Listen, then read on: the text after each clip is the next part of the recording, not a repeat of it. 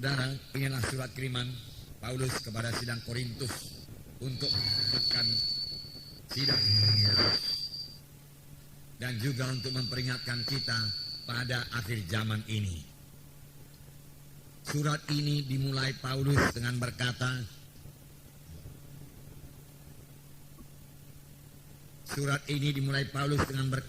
aku mau supaya kamu mengetahui.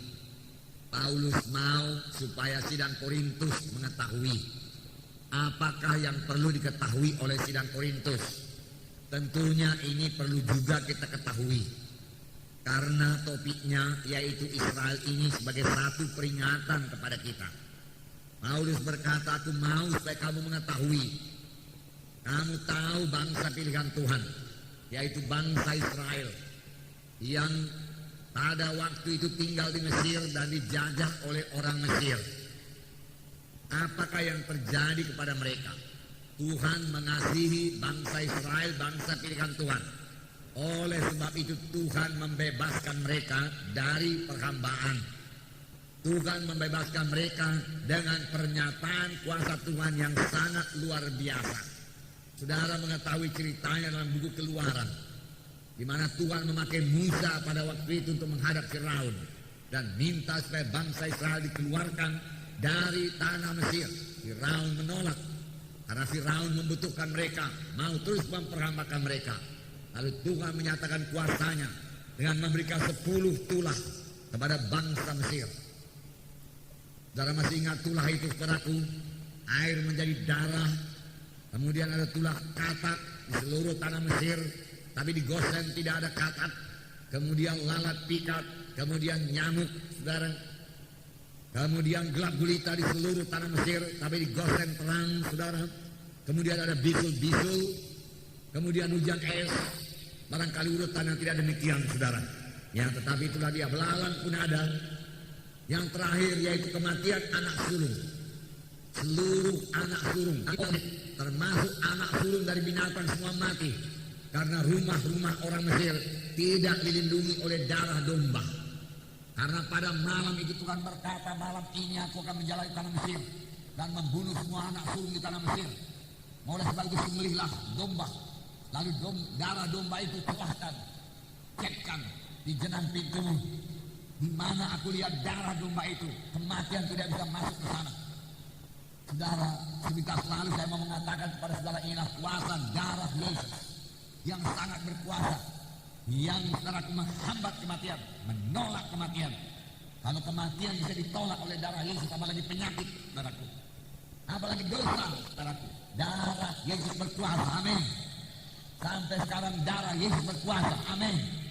Pada waktu itu yang dipakai oleh bangsa Israel hanya darah domba yang merupakan lambang dari darah Yesus. Tetapi yang diberikan Tuhan kepada kita sekarang ini adalah darah Yesus yang sejati, yang asli, untuk menyucikan dosa kita, untuk melindungi kita. Oleh sebab itu kita tidak perlu khawatir dalam hidup ini. Kita tidak perlu takut. Kita tidak perlu takut mencuri perampok yang nampaknya meningkat pada akhir-akhir ini, saudaraku. Darah Yesus cukup berkuasa melindungi kita. Yang perlu bagi kita yaitu bersalut dengan darah Yesus, amin. Kita mohon salutan darah Yesus tiap-tiap malam. Sebelum tidur kita berdoa, bungkus kami dengan darah Yesus, bungkus anak-anakku dengan darah Yesus, bungkus rumah ini dengan darah Yesus yang berkuasa. Dan malaikat maut itu tidak bisa masuk kemari. Roh kematian tidak bisa ketemu darah Yesus. Roh penyakit, roh setan ini dukun-dukun, pergi kau semua dalam nama Yesus. Roh pencuri, roh perampok, pergi dalam nama Yesus. Dan dia tidak bisa menembus darah Yesus yang berkuasa, amin, saudara. Darah Yesus tetap berkuasa dan telah diberikan menjadi milik kita.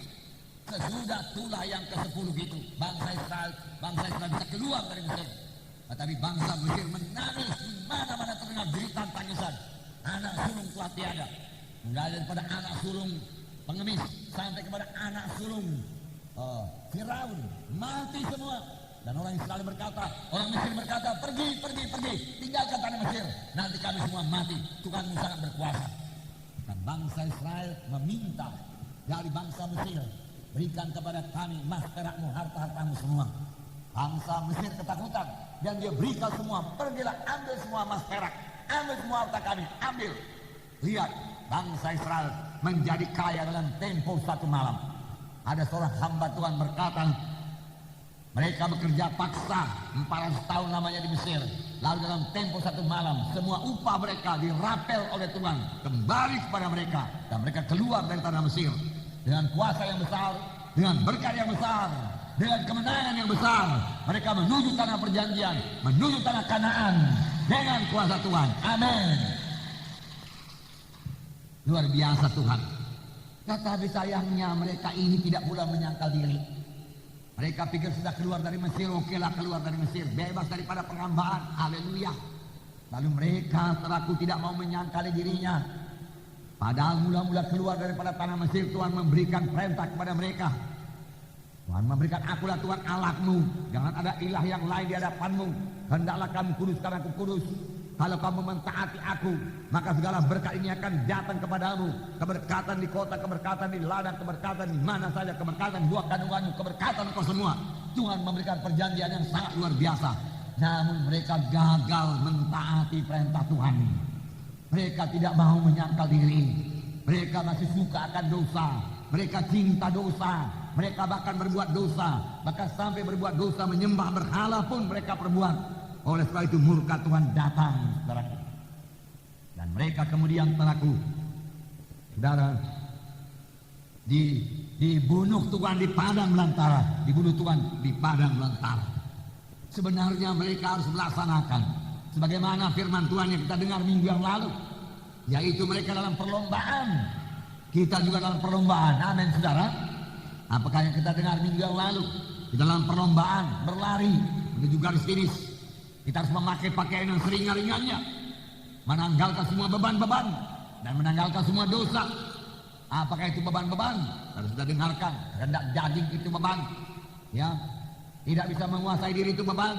Tidak bisa, ya, mengatur hidup ini, itu beban. Kebanyakan nonton TV, kebanyakan, saudaraku, ya, jalan-jalan di luaran sana, saudaraku, ya, kebanyakan jalan-jalan di plaza-plaza sana. Kebanyakan baca-baca cerita-cerita, majalah-majalah dan lain sebagainya, merupakan beban-beban yang menumpulkan rohani kita. Buang semua firman Tuhan berkata dan berlari dalam perlombaan yang diwajibkan bagi kami. Dan buang segala dosa, termasuk dosa kehendak daging, percabulan, perzinahan, kecemaran hawa nafsu, ya, penyembahan berhala dan lain sebagainya, pesta pora, kemabukan, buang semua. Firman Tuhan berkata, dan juga termasuk dua perkara dalam buku Wahyu saya bacakan minggu yang lalu, yaitu kehilangan kasih yang mula-mula. Tuhan menegurkan sidang Efesus yang mulainya sangat baik, tapi permulaan yang baik saja tidak cukup. Mereka harus meneruskan terus-terus baik sampai kepada garis akhir. Mereka sudah kehilangan kasih yang mula-mula. Rohnya tidak menyala-nyala lagi untuk melayani Tuhan. Karena kasihnya tidak cukup lagi untuk menyelamatkan jiwa-jiwa, untuk bersaksi pada jiwa-jiwa. Dan Tuhan berkata, lihatlah betapa jauh engkau telah jatuh. Bertobatlah, lakukan perbuatan yang mula-mula. Kalau tidak, aku akan mengambil kekidian daripadamu. Firman Tuhan berkata, kehilangan kasih yang mula-mula. Jangan sampai kehilangan kasih yang mula-mula. Biarkan Roh Kudus memenuhkan kita, amin, saudara. Biar hati kita selalu tergerak oleh belas kasihan. Melihat orang keberatan tergerak oleh belas kasihan. Melihat orang sakit tergerak oleh belas kasihan. Melihat orang kekurangan, biar hati kita tergerak oleh belas kasihan. Dan kita sebagai orang Samaria yang baik hati siap sedia untuk menolong. Amin. Puji Tuhan.